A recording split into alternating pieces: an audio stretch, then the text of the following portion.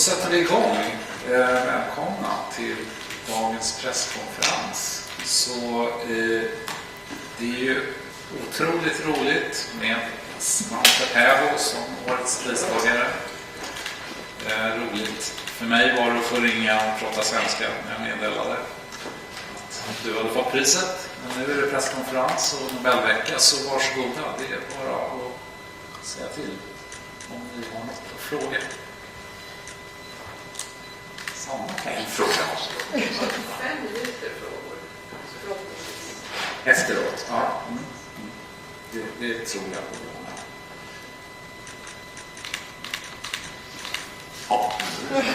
Ja, här har vi en fråga. Might as well kick this off. You've been a Nobel laureate for 2 months now. How does it feel? How has it changed your life? And how much more money do you have for your research and for your projects now? Is it all rolling in? Well, I guess you're only Nobel laureate after Saturday, I would say. Yes. So we'll see. But that has sort of been, sort of a bit overwhelming. I mean, I knew that there were a lot of attention to this prize, but it sort of exceeds my expectations a bit. So I gotten very good at saying no to things. I have even a standard no email that I can send back to. But yes, I sort of haven't. I think that the tension will die down a bit after the next few weeks, so that I can go back to normal work again. I hope that it will not affect too much in my life.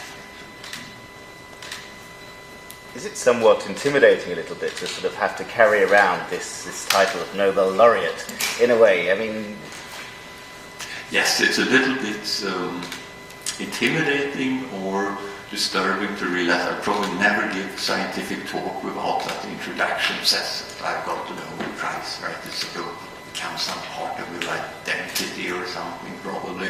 It's a cultural phenomenon, I think, that this prize is somehow so much sort of attention to it. But I don't have to live with it, I guess. And no one will feel really sorry for it.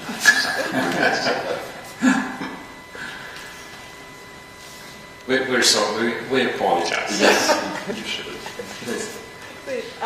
What does it mean for the Max Planck Institute, do you think, that you've received the Nobel Prize, or you helped found the institute? They were very happy on Twitter, I remember. What does it mean for the institute? Well, I think for the institute is of course great. Our institute is a new institute that we founded back in 1997. It was the first sort of attempt to do a new start of anthropology in Germany and worldwide, in a sense, sort of very interdisciplinary, focusing around the question what makes humans unique. And it of course feels somewhat like a vindication of that approach.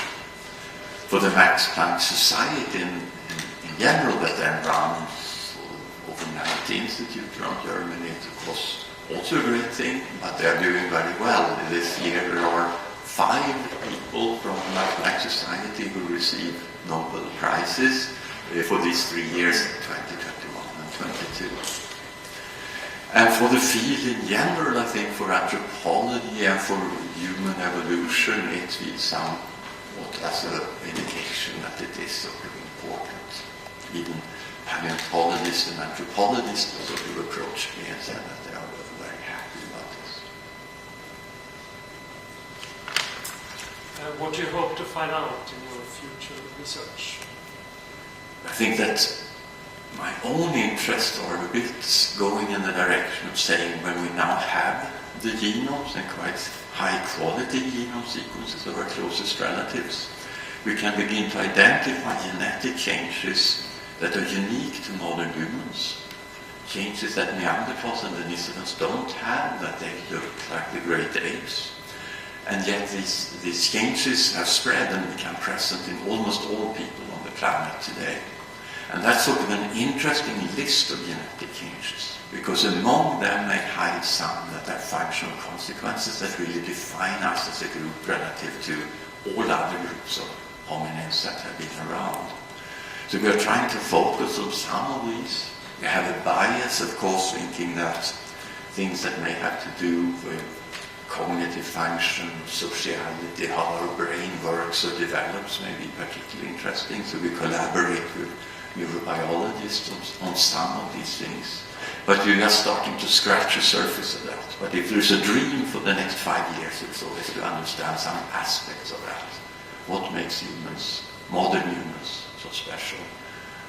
To the extent, of course, that we become billions of people with technology that changes very rapidly, so we influence all of the biosphere today. So if you like. Do you think there are more hominids that are not yet discovered? Yeah, particularly in Africa, I think. We have no genome sequences from other forms yet of hominids in Africa. We know there are at other places also, we know about these so-called hobbits, Homo floresiensis in Indonesia, for example, that may be in quite early divergence of the human lineage and Neanderthals and Denisovans. It would be very interesting to be able to retrieve DNA sequences from them, for example. So I do think there's a lot more things, interesting things coming. Får man fråga på svenska? Bra. Hej. Det är ju väldigt många Nobelpristagare här nu eftersom det är 3 år, så ni har redan träffats, tror jag, på Nobelmuseet. Är det någon av de tidigare och de andra Nobelpristagarna som du tycker är extra spännande att få mingla med? Ja. Någon som håller på med något spännande, eller någon som du kände, eller någon som... Jag har inte träffat alla än, men I'm sorry, can you translate? I can post it in English also, but I would like a Swedish answer.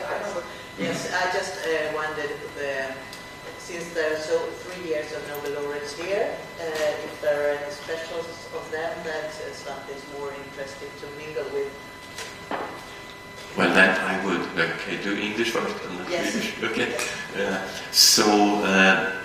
Well, Jennifer Doudna is really a person that I know from before and look forward to meeting again, especially since we use much of her technology, CRISPR-Cas9 technology, to change human stem cells back to the ancestral Neanderthal-like state and look for the effects of that.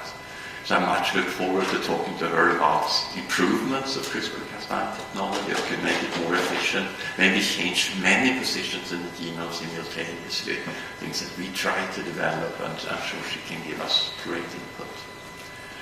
Så den framförallt ser fram emot att träffa Jennifer Doudna från Berkeley som utvecklat den här gensaxen CRISPR-Cas9 som vi använder till att studera för att förändra positioner i mänskliga celler tillbaka till det ancestrala neandertalska tillståndet och titta på effekterna. Och vi är mycket intresserade av att förbättra de teknikerna och hon kan säkert ge oss bra idéer.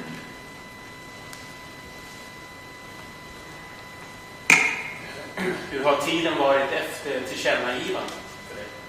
How has the time been after the announcement of the prize? It has been, yes, overwhelming and surprising me after all how much attention there is on this in the world, and not only from Europe and North America, from the entire world actually.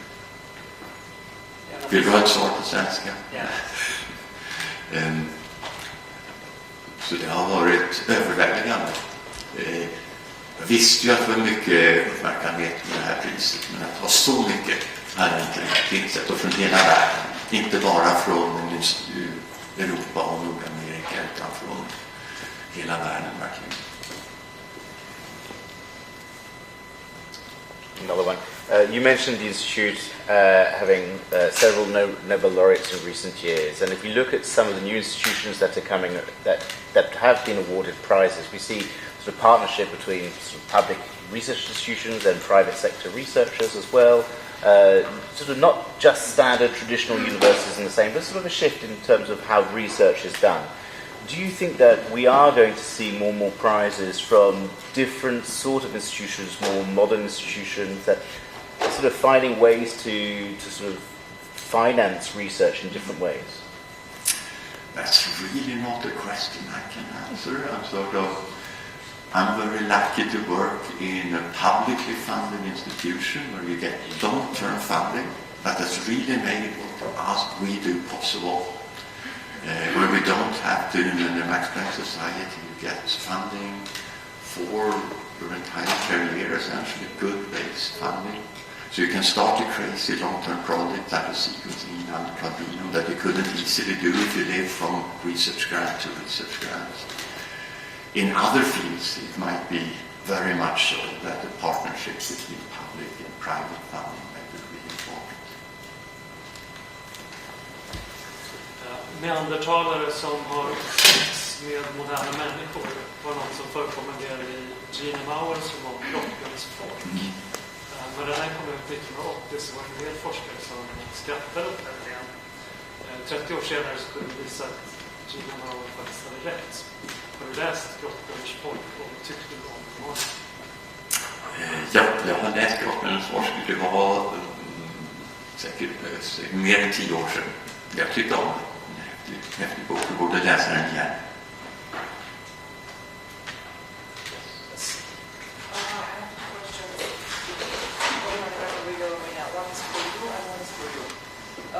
The questions are about this, recently, news about misconducting researchers. And maybe you are aware about Greg Semenza's situation. He had to retract, the journalist had to retract some papers. Who was that? Greg Semenza, who won the Nobel Prize in 2019. Okay. And my question to you is that besides the human nature that maybe drives us to do things like this, do you identify any particular reason, maybe the pressure of getting funds, maybe the pressure of publishing, that drives people to do such things? I don't know what to say. I would say that, research is a human endeavor. And we all go into it with all the ambitions and all the flaws that we all have as human beings. And some of us are then driven to do things that are not okay. And I don't think that research is really unique in this sense. I also think that much of this probably always now and again happen in research, and it might be more attention on it now. Probably that's a good thing.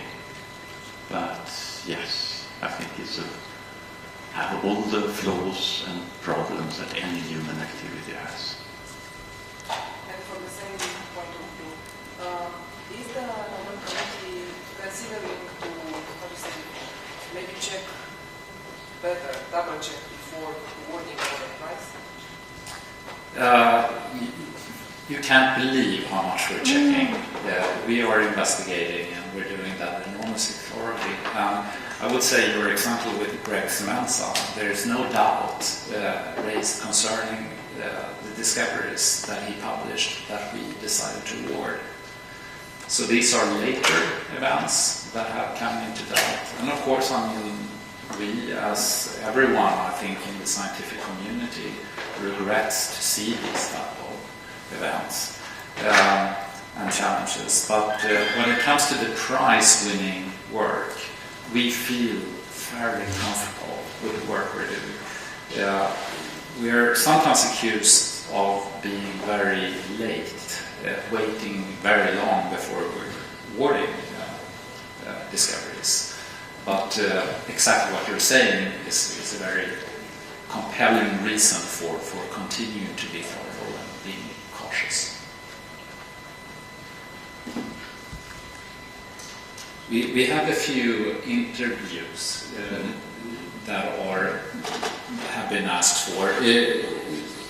Any more questions within? Yes, please. Well, we have time. So I work at Karolinska Institutet, and one of my colleagues jokingly said that, it's a Nobel Prize to the importance of tidying up in the lab and cleanliness and keeping.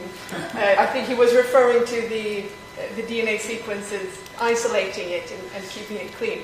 What do you say to that comment? Is it an award to keeping your lab tidy? Yeah. What do you say to that? In a sense, yes. I mean, if you take it in a big a bit bigger context, yes. To sort of, as many things in science, right, it started out with thinking, well, can we extract DNA from an Egyptian mummy on the lab bench as from any tissue? And it looked like it would work initially, and then it became clear that no, those DNA sequences you got there really were from yourself or from someone who delivered the chemicals or something like that. And then step by step, you sort of got more and more methods to sort of try to ensure that what you got is really the right thing. And part of that is then really cleanness, working in a clean room environment and so on, but also taking care of chemical modifications of the DNA that are there. We will put that up as a sign to our doctoral students, the importance of cleanliness in the lab. Thank you. Okay. Anything more quick? There are a number of, since we have some time, and if there is something else, maybe we break here and we do these short interviews now. So, Sanna, you're first.